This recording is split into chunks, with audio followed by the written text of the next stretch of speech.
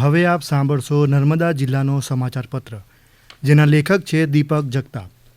ગુજરાત પ્રદૂષણ નિયંત્રણ બોર્ડ દ્વારા નાંદોદ તાલુકાના ધારીખેડામાં આવેલી શ્રી નર્મદા ખાંડ ઉદ્યોગ સહકારી મંડળી ખાતે નિવાસી અધિક કલેક્ટર CK ઉંધારની અધ્યક્ષતામાં ગુજરાત પ્રદૂષણ નિયંત્રણ બોર્ડના પ્રતિનિધિ સભ્ય સચિવ MU પટેલ, નાંદોદના પ્રાંત અધિકારી ડૉક્ટર કિશનદાન ગઢવી અને ધારીખેડા સુગર ફેક્ટરીના અધ્યક્ષ ઘનશ્યામ પટેલની ઉપસ્થિતિમાં જાહેર લોક સુનાવણી યોજાઈ ગઈ.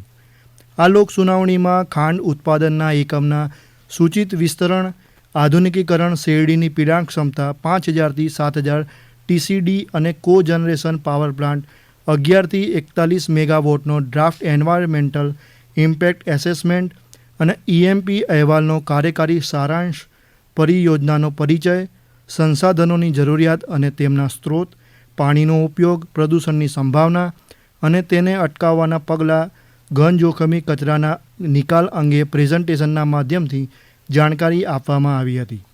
લોકસુનાવણીમાં રજૂ થયેલા પ્રશ્નોનો જવાબ આપતા સુગર ફેક્ટરીના અધ્યક્ષ ઘનશ્યામ પટેલે આ પરિયોજનાના વિસ્તરણથી ઉત્પાદન અને આવકમાં થનારો વધારો, સ્થાનિક રોજગાર અને અદ્યતન ટેકનોલોજીના ઉપયોગથી પર્યાવરણીય જાળવણી સહિતના મુદ્દાઓ પર વિશેષ ભાર આપ્યો હતો. ઉત્તર ગુજરાત અને સૌરાષ્ટ્રમાં વરસાદનો પ્રથમ તબક્કો શરૂ થઈ ગયો છે.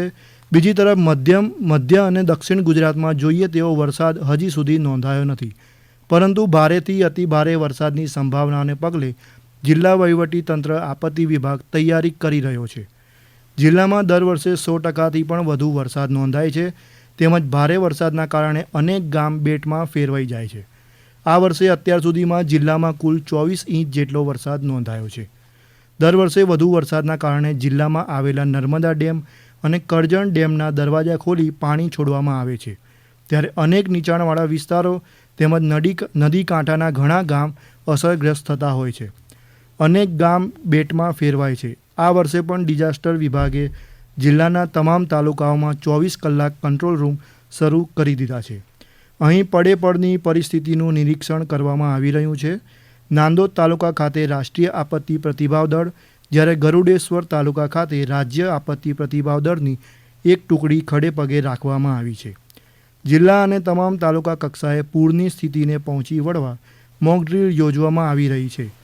તેમજ કરજણ અને નર્મદા નદી કિનારાના કુલ 21 ગામમાં ગ્રામ પંચાયત કક્ષાએ આફત પૂર્વેની તૈયારી અને લોક જાગૃતિના કાર્યક્રમોનું પણ છેલ્લા 1 મહિનાથી આયોજન કરવામાં આવી રહ્યું છે.